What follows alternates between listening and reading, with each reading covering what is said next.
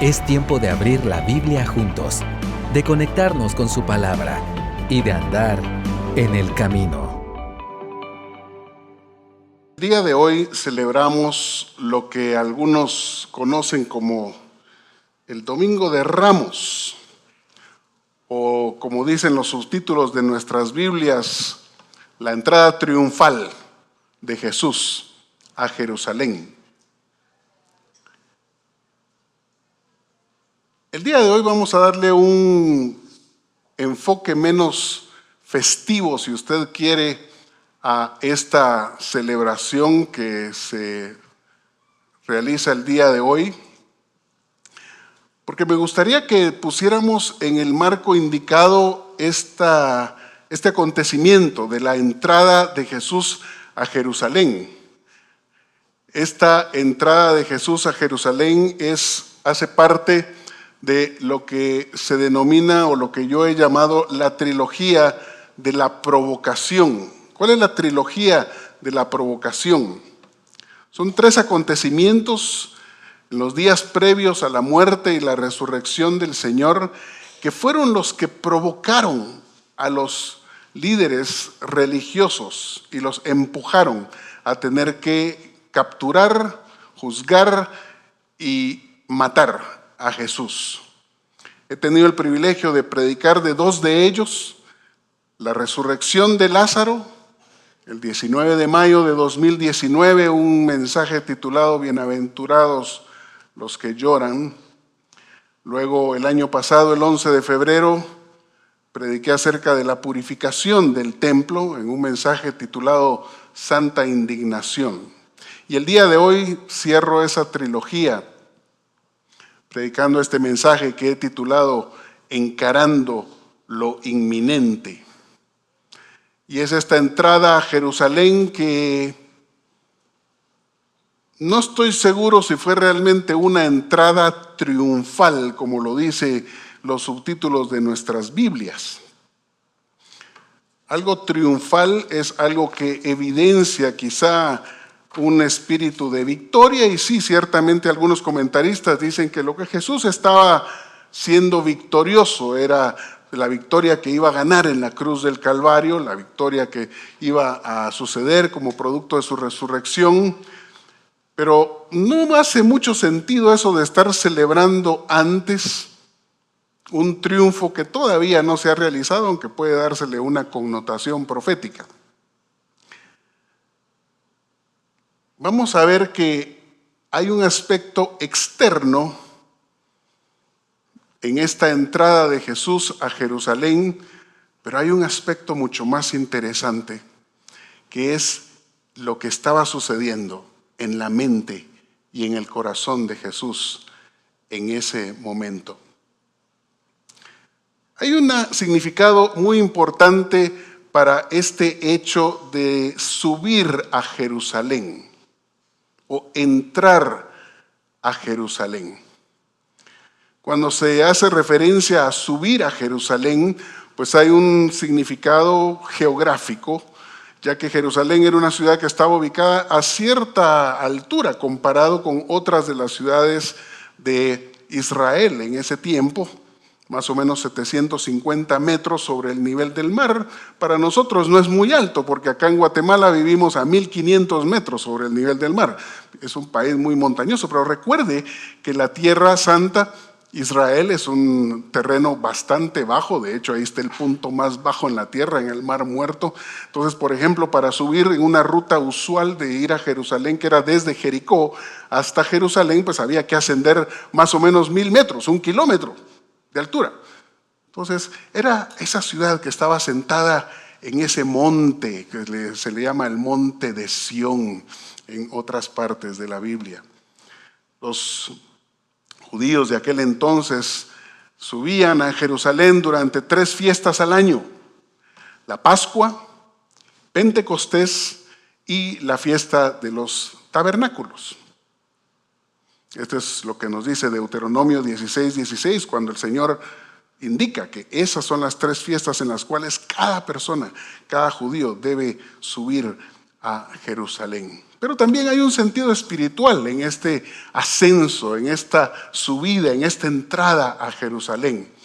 Y es ese que nos describen los salmos del 120 al 134. Se le han denominado salmos de ascenso. Eran justamente esos cánticos que los judíos iban entonando conforme iban subiendo, iban ascendiendo el camino que los llevaba hasta el templo de Jerusalén. Jesús no fue la excepción. Recuerda el episodio en donde él desde niño dice que sus padres iban todos los años para la fiesta de la Pascua. Lucas 2, 41 y 42 nos dice esto, de cómo el niño Jesús de 12 años tiene ese incidente, ¿no?, en donde se le pierde momentáneamente a sus padres. Pero durante su ministerio, Jesús visitó Jerusalén varias veces. ¿Por qué decimos que visitó? Él no centró su vida ni su ministerio. Él era originario de Nazaret, así fue conocido, Jesús de Nazaret, y desarrolló la mayoría de su ministerio en la periferia, lejos de la ciudad más importante de ese entonces. Si hubiera sido aquí en Guatemala, él no estaría acá en la ciudad de Guatemala, estaría muy probablemente allá por Huehuetenango, por las Verapaces, en otra parte diferente, más probable Atitlán, porque él estuvo cerca del mar de Galilea, de un lago donde desarrolló la mayor parte de su ministerio, en las orillas de ese lago. ¿Por qué Jesús estaba fuera, lejos del centro religioso, del lugar más importante de adoración del pueblo judío? Había buenas razones. Y es que luego del inicio de su ministerio, realmente no estamos tan conscientes cómo es que Jesús estuvo en constante peligro, en constante riesgo. La mayoría de nosotros pensamos que el ministerio de Jesús fue así muy tranquilito, se desarrolló de una manera, pues sí, en ascenso, ¿verdad? Cada vez más popular, la gente lo seguía por sus enseñanzas, por sus sanidades, pero había otros que no lo seguían, sino lo perseguían. Buscaban anularlo, buscaban neutralizarlo. Esto se hace evidente en un pasaje que leemos en Juan capítulo 7, donde dice que, versículo 1, después de esto Jesús andaba por Galilea, pues no deseaba andar por Judea porque los judíos lo querían matar. La fiesta de judíos, la de los tabernáculos estaba cerca, una de esas fiestas en donde había que ir a Jerusalén. Por eso los hermanos de Jesús le dijeron: sal de aquí, vete a Judea para que también tus discípulos vean las obras que tú haces, porque nadie hace nada en secreto cuando procura ser conocido en público. Si haces estas cosas, muéstrate al mundo, porque ni aún sus hermanos creían en él. El Señor Jesús varias veces lo encontramos ya en la última parte de su ministerio subiendo en secreto a Jerusalén, fuera del ojo público.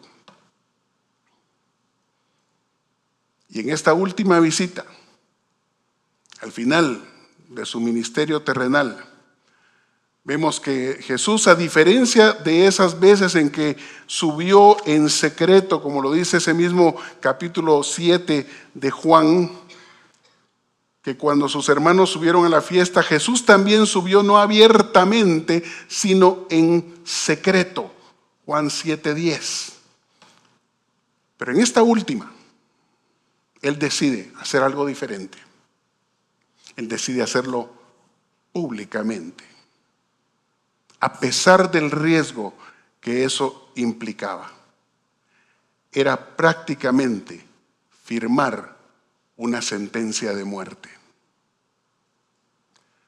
La entrada pública de Jesús es una en la cual vemos que fue una entrada, y me gusta más llamarlo así, fue una entrada pública, no fue una entrada triunfal necesariamente, porque, ¿saben? Creo que Jesús realmente al momento de entrar a Jerusalén no iba precisamente saludando, ¿verdad? A todos, saludando a la afición, saludando a sus fans, saludando a sus seguidores.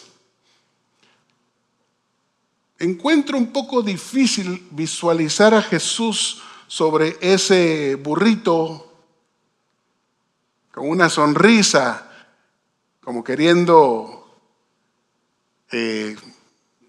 verse muy bien ante las masas. Creo que en la mente de Jesús habían cosas muy diferentes. No tenía ningún aire de celebración, a pesar que todos los demás estaban festejando. ¿Por qué? Porque esto, mis hermanos, era el preámbulo de su partida, de su muerte. Su tiempo había llegado. Él iba prácticamente camino al patíbulo. Reflexionemos por un momento, tal como nos lo narra Mateo 21 acerca de esta entrada, pero créanme, no quiero pasar mucho tiempo hablando de si el burrito iba con la mamá, que era un asna. En los 4 evangelios hay una versión un poquito diferente de cómo sucedió esto, cómo Jesús manda a sus discípulos a buscar a este burrito al que se le llama un pollino en algunas versiones. Yo cuando era niño me intrigaba esto de decir, oye, porque cuando decían pollino yo me imaginaba un pollo grande, pues ¿cómo hizo Jesús para subirse a un pollo, ¿no? Un pollino? Luego entendí de que se trataba de un burrito. Podríamos decir en cierto modo un burrito sabanero.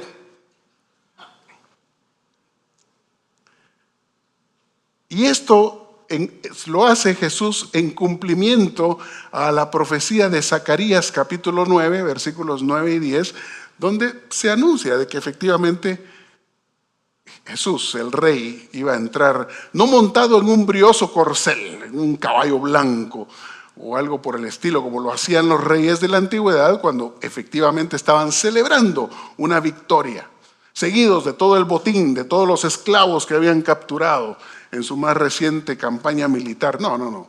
Esto es diferente. Jesús entra en un burrito. La gente lo saluda con palmas, con cánticos, caracterizados por esta palabra Hosana, de la cual hemos cantado nosotros también esta mañana un par de cantos y nos falta uno más. ¿Qué significa la palabra Hosana? Significa sálvanos, Señor, pero no es cualquier expresión, es una que tiene una connotación de un ruego intenso. Sálvanos, Señor. Y las otras palabras que la gente decía son las que encontramos en el Salmo 118 cuando dice: bendito el que viene en el nombre del Señor. Sí, Jesús tenía el apoyo popular. Jesús estaba siendo esperado por la gente. Pero juntamente con la resurrección de Lázaro, que ya desde entonces se nos dice que estos judíos decidieron luego de la resurrección de Lázaro que iban a matar a Jesús, así nos lo dice el Evangelio de Juan. Esto ya era demasiado, era insoportable, no sabían qué hacer con Jesús. Y viene Jesús y ahora entra haciendo un gran evento. Se hace obvio el apoyo popular que tiene la figura de Jesús. Y es que esta gente realmente tenía una expectativa de un Mesías que viniera a libertarlos del yugo romano. Por eso es que pienso que Jesús no iba muy con espíritu de celebración.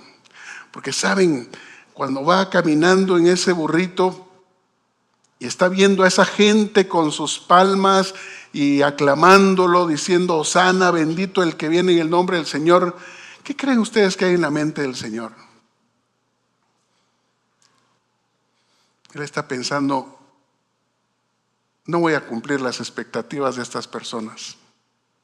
Ellos están esperando un Mesías, un libertador, un líder militar probablemente que haga uno más de estos levantamientos que sucedieron mucho en esa época. Jesús simplemente está haciendo lo que necesita hacer para que después los sacerdotes puedan convencer a los romanos de que Él es una amenaza política. Que es importante que los romanos se deshagan de Él, que lo crucifiquen. Porque miren cómo moviliza, cómo lo sigue la gente. Eso es algo que Roma no puede permitir. De modo entonces que esa entrada, mis hermanos, Jesús es un acto provocativo. Jesús está firmando su sentencia de muerte. Más que una celebración festiva para Él, esto es una marcha fúnebre. Creo que el pasaje de Isaías 53:7 se aplica específicamente a esta entrada pública del Señor, cuando dice el profeta: como cordero fue llevado al matadero y como oveja delante de sus trasquiladores. Porque esta entrada Él la hizo voluntariamente. No se aplica al momento en donde Jesús va saliendo cargando la cruz en dirección al Gólgota, porque ahí lo están llevando. Aquí es el cordero que voluntaria, consciente, intencional, deliberadamente está encaminándose a Jerusalén. Y bueno, sabemos el tercer acto provocativo: entrando a Jerusalén, llega al templo y empieza a expulsar a todos los comerciantes, los mercaderes que han contaminado el templo de Dios. Otro acto que colmó la paciencia de los sacerdotes, de los religiosos, fariseos y escribas. Mis hermanos, todo esto en la vida de Jesús corresponde justamente al cumplimiento del tiempo. Cosas que tenían que cumplirse en un tiempo específico. Y lo vemos desde el nacimiento hasta el inicio del ministerio y también en la muerte de Jesús. ¿Cómo es que hay un tiempo específico que se cumple en cada una de esas cosas? Vean el inicio de la venida del Señor. Dice Gálatas 4:4: pero cuando vino el cumplimiento del tiempo, Dios envió a su Hijo, nacido de mujer y nacido bajo la ley.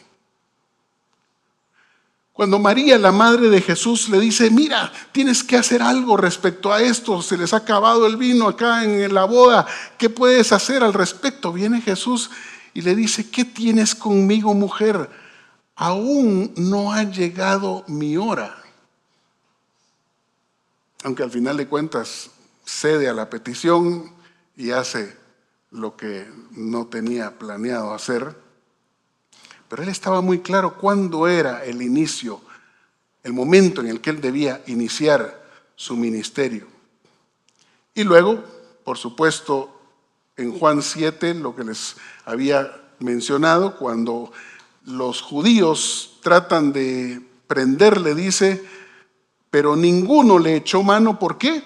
Porque aún no había llegado su hora. Dios tiene un tiempo específico en el cual cada cosa debe suceder. Es lo que describe, es lo que define esa palabra griega que se usa aquí para describir la palabra tiempo, hora, kairos. Ese término tiene este significado de decir: este es el momento indicado, este es el momento oportuno, este es el tiempo de Dios para que ciertas cosas sucedan. Y mis hermanos, Jesús estuvo en total control del tiempo de su muerte, no los demás. Voy a repetir esto: Jesús estuvo en total control del momento de su muerte. Y usted dirá: oiga, ¿Quién puede estar en total control del momento de la muerte? Cuando uno mira estos pasajes, especialmente en el Evangelio de Juan, que dedica tanto espacio, y gracias a Dios el año pasado estudiamos el Evangelio de Juan con bastante detenimiento, uno puede ver cómo es que Jesús estuvo en control para que su muerte sucediera justamente durante la fiesta de la Pascua. Ni antes ni después. ¿Se acuerda cuando muere Lázaro y le avisan a Jesús que su amigo está enfermo y él decide retardar su ida 2 días? Y muere Lázaro. Y todo el mundo dice, ¡ay, qué insensible! Marta le reclama. Y el Señor dice, tranquila, hay un tiempo. Él estaba en control de qué cosas debían suceder cada día. La purificación del templo, la resurrección de Lázaro, la entrada a Jerusalén. Todo estaba en completo control de esto. Ahora, yo quisiera que pausáramos por un momentito acá y viéramos entonces este pasaje cuando Jesús, y esto es el fundamento de por qué les estoy diciendo esto, dice ese capítulo 7 de Juan, entonces Jesús les dijo, mi tiempo aún no ha llegado, pero el tiempo de ustedes es siempre oportuno.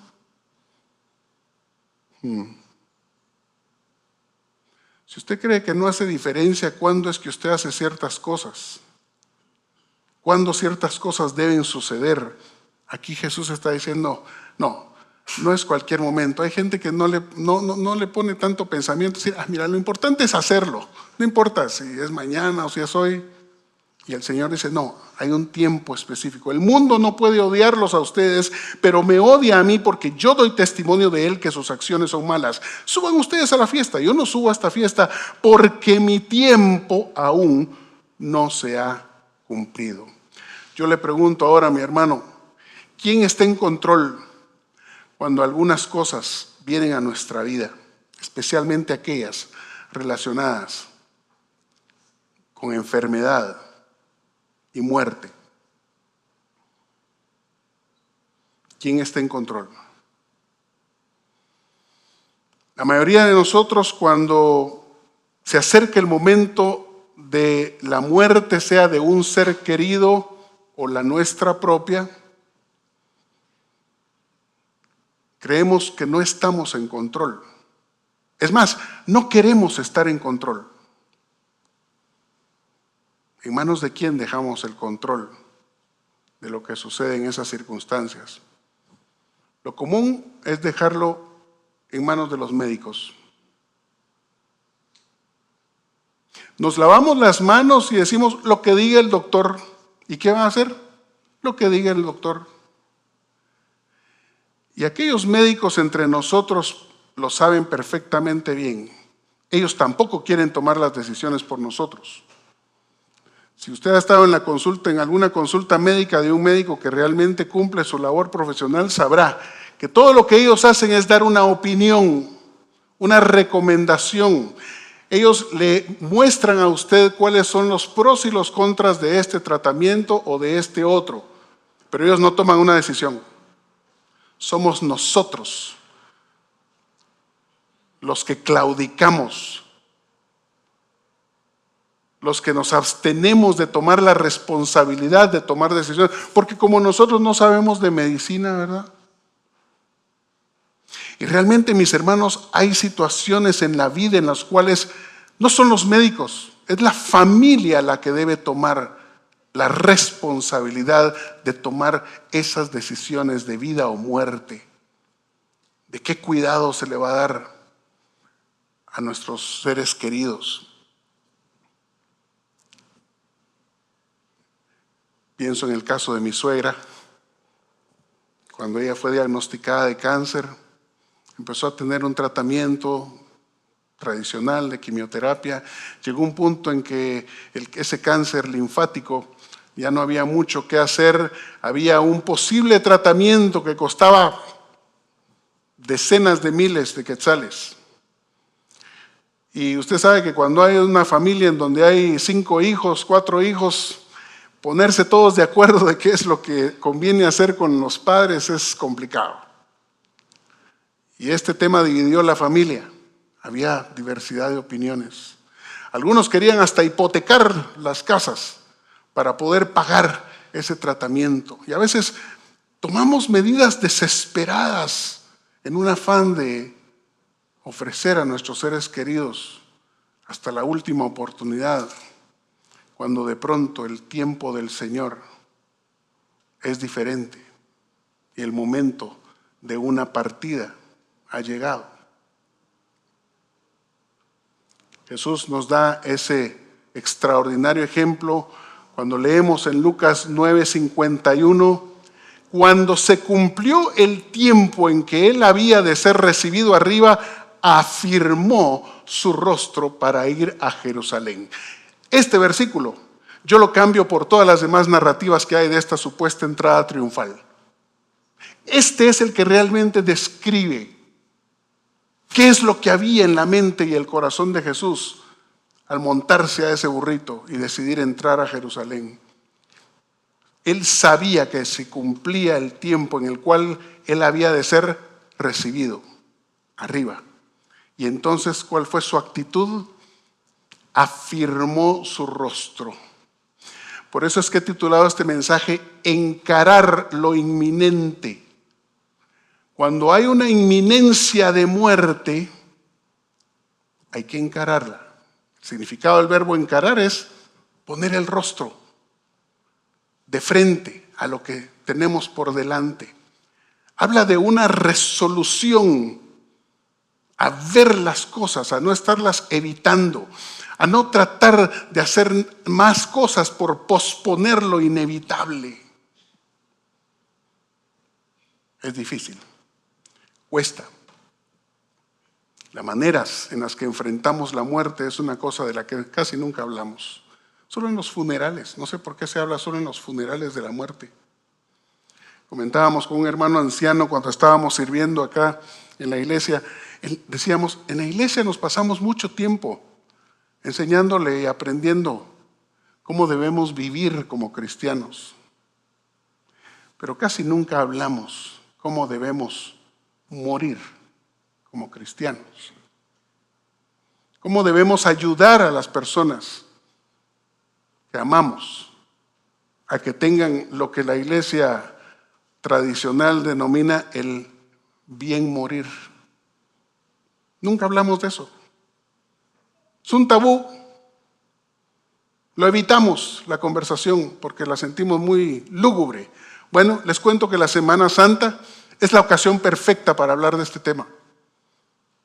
Porque así como en Navidad celebramos el nacimiento del Señor, acá estamos celebrando la muerte del Señor y su gloriosa resurrección.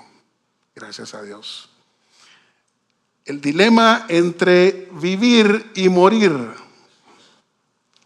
Vivir y morir es una pregunta que no es fácil de responder. Si usted tuviera la opción de elegir entre vivir o morir, ¿cuál escoge? Obvio, todos queremos vivir. Nadie quiere despedirse de esta vida. Bueno, ese dilema también lo tuvo Jesús. Allí, en ese mismo contexto de esta entrada a Jerusalén. ¿Cómo se llama el lugar en donde Jesús resolvió ese dilema? Getsemaní. La escena de Getsemaní es una en la que conviene y les animo a que pasen un poquito de tiempo esta Semana Mayor. En Getsemaní leemos cómo es que Jesús llegó a un lugar que se llama Getsemaní, la narrativa de Mateo 26, y dijo a sus discípulos, siéntense aquí mientras yo voy allá y oro. Y tomando con él a Pedro y a los dos hijos de Zebedeo, comenzó a entristecerse y a angustiarse. Entonces les dijo, mi alma está muy afligida hasta el punto de la muerte. Quédense aquí y velen junto a mí. ¿Se da cuenta lo que estaba pasando en el corazón y en la mente de Jesús? ¿Se da cuenta que él no estaba celebrando? Estaba experimentando estos sentimientos que son los que nosotros también experimentamos cuando estamos de cara a una experiencia de muerte o de morir, sea propia o de un ser que amamos. Hay un natural sentimiento de temor, de duda.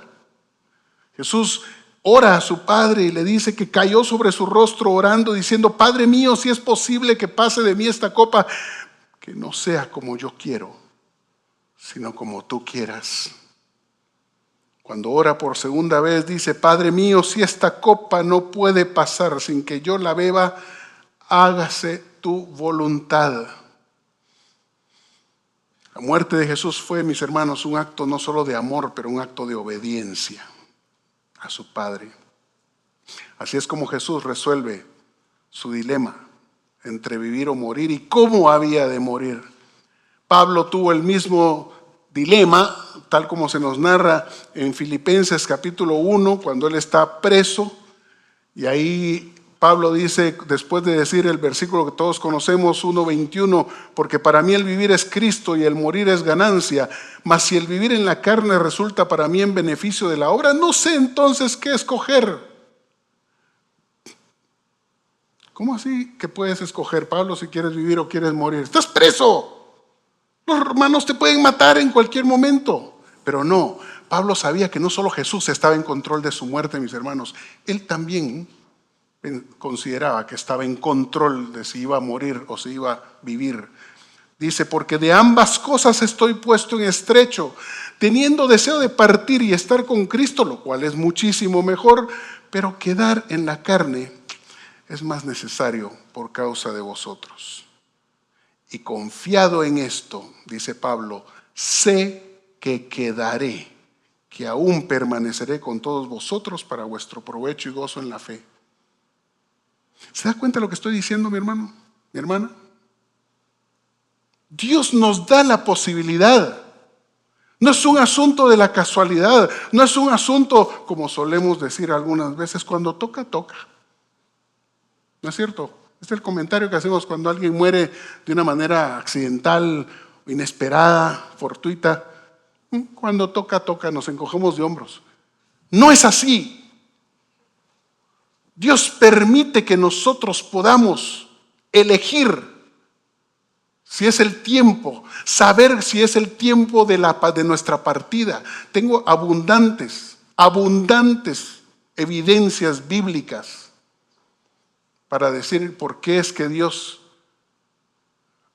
no con todos, pero con algunos y sus siervos fieles especialmente, les permite conocer el tiempo de su partida. Jesús, Pablo, más adelante en 2 Timoteo dice: porque yo ya estoy para ser derramado como una ofrenda de libación y el tiempo de mi partida ha llegado. He peleado la buena batalla, he terminado la carrera, he guardado la fe. Sucedió con Moisés, Deuteronomio 31:14, con el rey Ezequías, Isaías 38:1, el mismo Jesús.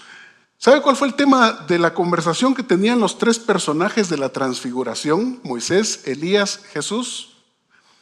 Dice el único que nos da ese contenido, que es Lucas 9:31, dice que hablaban del tiempo de su partida.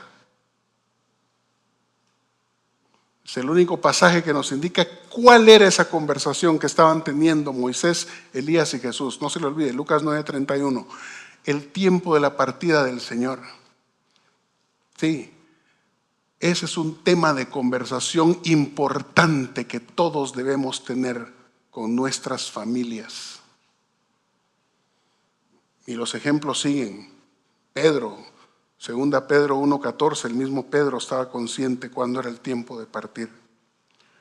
Pero bueno, aquí lo importante es cuál es la actitud que vamos a tener al momento de que se acerca el tiempo de morir. ¿Qué podemos aprender de Jesús en cuanto a eso? Dice acá este pasaje que es Hebreos 12:2.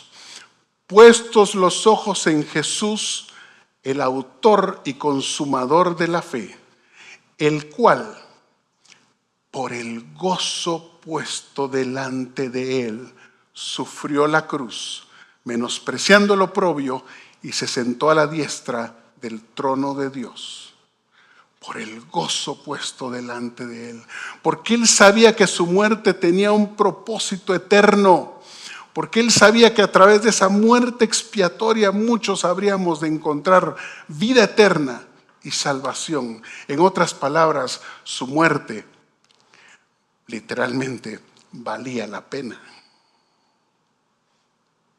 Y a veces tenemos que preguntarnos cuántas muertes suceden y si realmente vale la pena perder a seres queridos, si realmente se está cumpliendo el propósito por el cual esos seres queridos parten de una manera trágica, inesperada algunas veces. No es un tema fácil, mis hermanos, y les agradezco que lo estén sufriendo juntamente conmigo. Porque cuando hablamos del tema de la muerte, tenemos diferentes maneras de referirnos a ella. Hablemos otra vez de la muerte de Jesús, esa a la cual Él se encaminó en el momento de su entrada a Jerusalén. ¿Podría considerarse que fue una muerte prematura? Sí, yo creo que sí. Era un hombre relativamente joven, en la plenitud de su vida, 33 años. Fue una muerte inminente, ya vimos que sí. Inesperada, probablemente para algunos. Los discípulos se resistían a la realidad de esto. Inevitable, vimos en Getsemaní que pudo ser evitable. Jesús dice, si puede pasar de mí esta copa, ¿será que hay alguna otra manera que no sea la crueldad de la cruz para realizar esto? Lo que sí es que fue anunciada. Esta fue una crónica de una muerte anunciada. Jesús anunció varias veces su muerte a sus discípulos. Y los discípulos reaccionaron de una manera extraña todo el tiempo. Mateo 17 nos dice que los discípulos primero se entristecieron, la primera vez que él anunció eso. Y claro, es lo que nos pasa a todos. Alguien nos dice que le diagnosticaron una enfermedad terminal, un cáncer o algo, y lo primero que nos viene es tristeza. Luego dice Marcos 9:31 que los discípulos no entendían lo que él estaba diciendo. Pero la reacción más sorprendente es la de Pedro en Mateo capítulo 16, después de haber hecho esa confesión asombrosa del Jesús como el Hijo de Dios, que viene Jesús y anuncia su muerte otra vez a sus discípulos. Y viene Pedro y le dice, que tal cosa no te suceda, Señor. No hables de eso, no te puede, eso no te puede estar sucediendo, no te puede suceder. ¿Cuál es la respuesta y la reacción de Jesús? Apártate de mí, Satanás.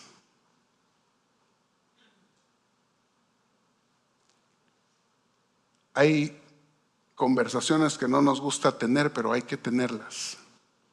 Y hay que saber discernir cuándo el tiempo de morir es algo que no puede ser algo inevitable, que hay que encarar, que es algo que a todos sucederá.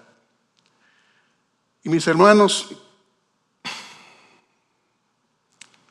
esta iglesia ha experimentado recientemente y a lo largo de su historia la muerte inesperada, prematura o aparentemente prematura de personas que amamos, de personas que nos han servido.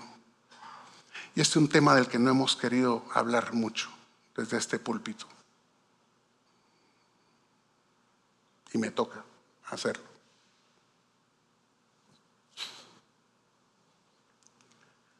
Juan 16:7. Hay una cosa que Jesús dice que me pregunto si es aquello que no estamos teniendo en mente a la hora de pensar en estos hermanos que han partido para estar con el Señor de una manera inesperada, prematura. Jesús le dice a sus discípulos: pero les digo la verdad, les conviene que yo me vaya, porque si no me voy, el Consolador no vendrá a ustedes, pero si me voy, yo se lo enviaré. ¿Puede usted pensar en alguna persona que ha muerto y que si tuviera la oportunidad de decirle: te conviene que yo me vaya?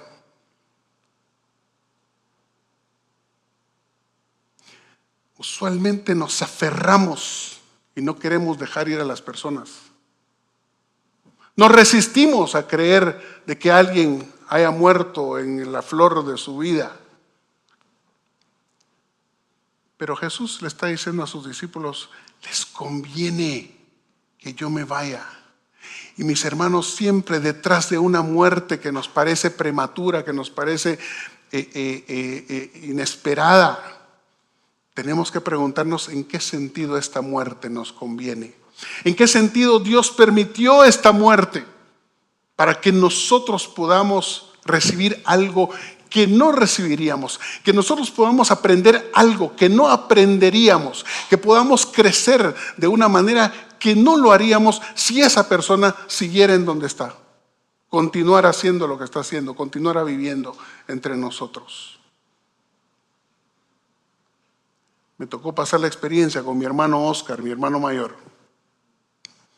Mi hermano Oscar, quien también fue parte de esta iglesia, sirvió en esta iglesia como administrador, como encargado de misiones allá por los tempranos años 2000. Algunos de ustedes le conocieron.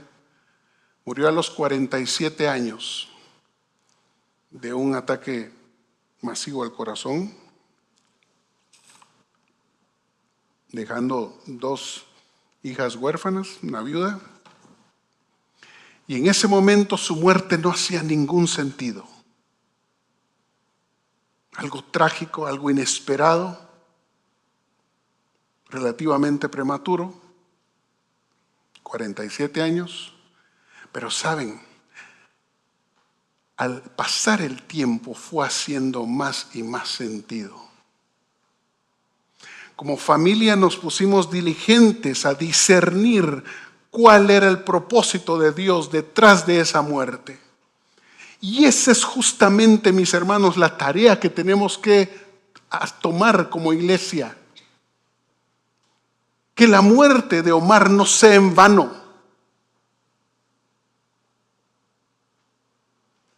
Que la muerte de Ariel Barrios no haya sido en vano. Que podamos descubrir, discernir, escuchar al Espíritu, obedecer lo que nos está tratando de decir al Señor a través de esas cosas que han venido sobre esta congregación.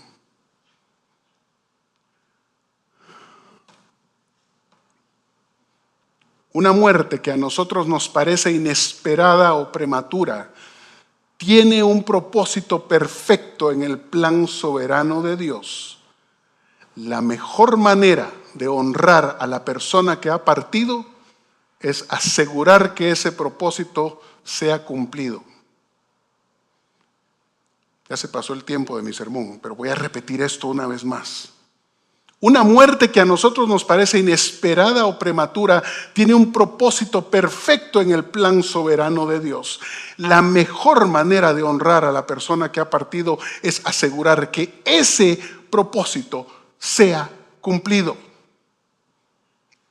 Esto es cierto para Jesús, esto es cierto para Ariel, es cierto para Omar.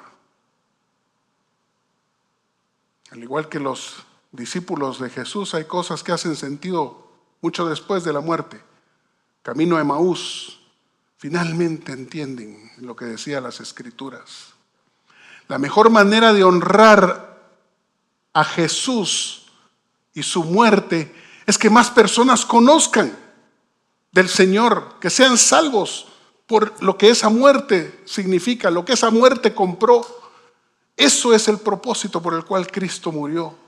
Y lo honramos, lo adoramos, asegurando de que la razón por la que Él murió se cumpla, en la vida de más y más personas. Pero, ¿qué de los demás?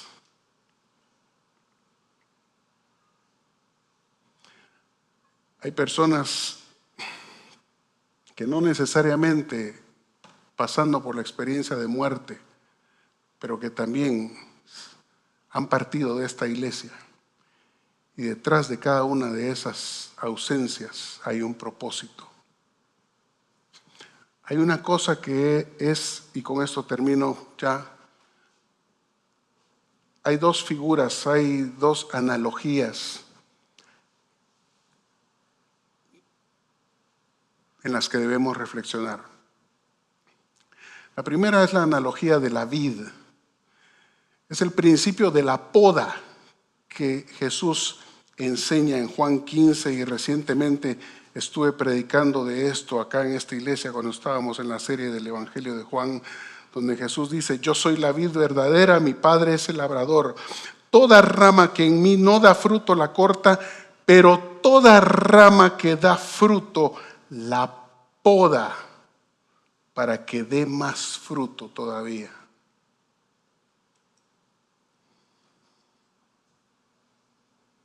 Podar,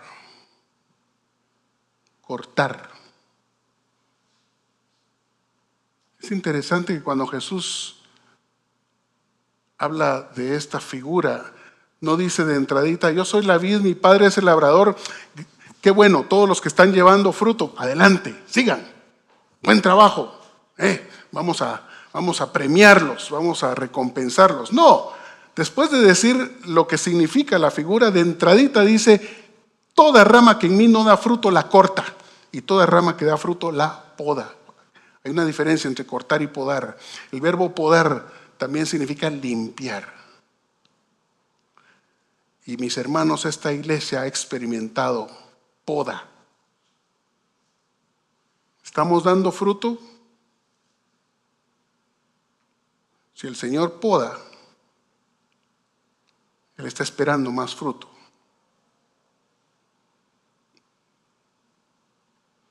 Hay podas que son partidas dolorosas como las que hemos tenido a lo largo de la historia de esta iglesia.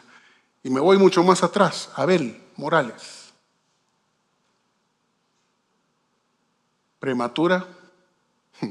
Si tuvo un hermano mayor que le sobrevivió muchísimos años, realmente era un tiempo que no correspondía a lo natural. Pero hay otros a quienes Dios ha podado de esta iglesia de una manera menos trágica, si se quiere, menos dolorosa, menos permanente, simplemente de una manera silente, prudente, a veces imperceptible. Ya no están entre nosotros, están en otra parte. Poda. Si la poda no cumple su propósito en la vid, y la vid es una figura que se aplicó originalmente a Israel, pero Jesús lo está aplicando también a la iglesia, acá en Juan 15, está la segunda analogía, que es la de la higuera. La higuera. Justamente después de que Jesús entra públicamente a Jerusalén, no se quedó en Jerusalén, eso sí hubiera sido suicida. Si se queda a dormir en Jerusalén ese día, ahí termina la historia. Ahí se adelantan los acontecimientos de la cruz. No, Jesús volvió a salir, pero hizo la purificación del templo, el escándalo fue completo. Sale, dice, y se fue a dormir a otra parte, fuera de Jerusalén. Al día siguiente, nos cuenta Lucas capítulo 13,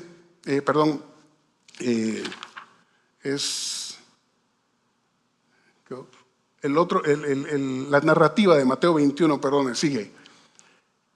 Y allí, justamente después de la entrada de Jesús a Jerusalén, la limpieza del templo, el siguiente episodio que nos cuenta Mateo 21 es como Jesús dice que al día siguiente se acercó, iba entrando de una manera menos pomposa a la ciudad, solo acompañaba a sus discípulos, y obviamente no habían desayunado, y tiene hambre, y mira a lo lejos una higuera frondosa, llena de hojas, llena de follaje.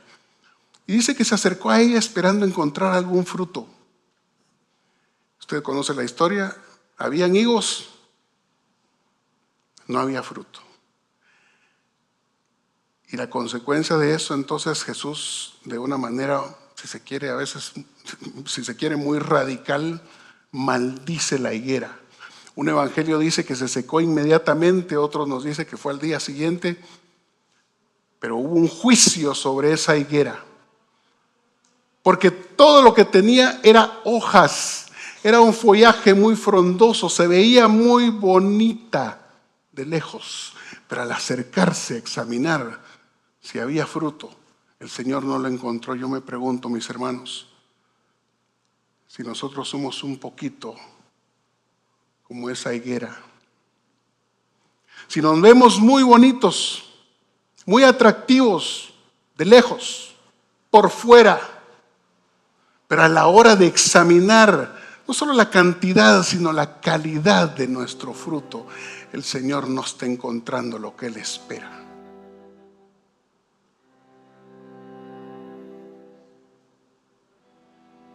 Si no atendemos la analogía de la vid, entonces aplica la analogía de la higuera. El Señor tiene un juicio listo.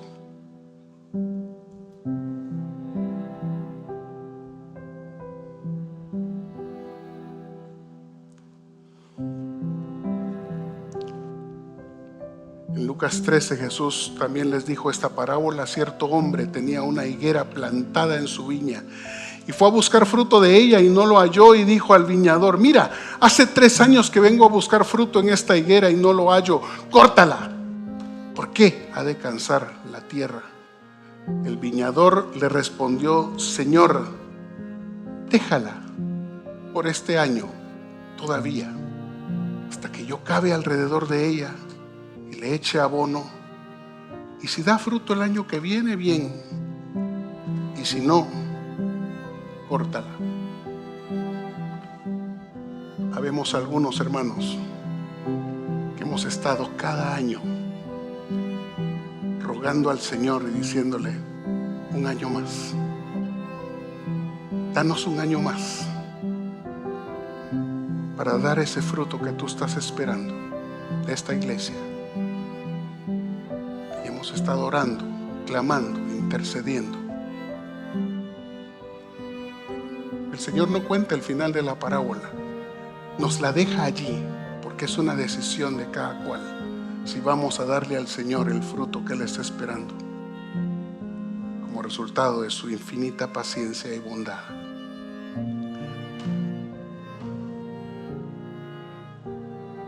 Entregado.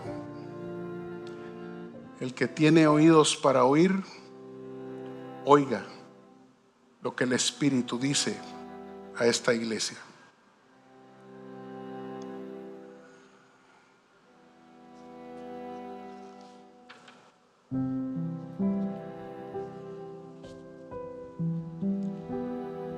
Pero si usted quiere celebrar,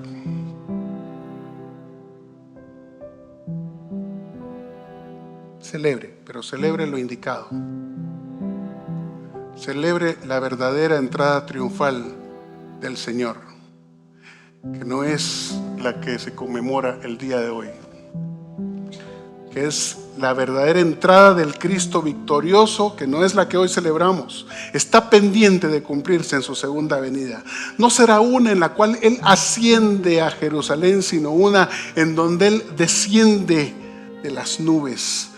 No es una que culmina en una cruz o en una tumba, sino una verdadera entrada triunfal que representa vida eterna para todos los que le amamos, creemos en Él y le esperamos con gloria. Después de este canto vamos a estar despedidos con bendición.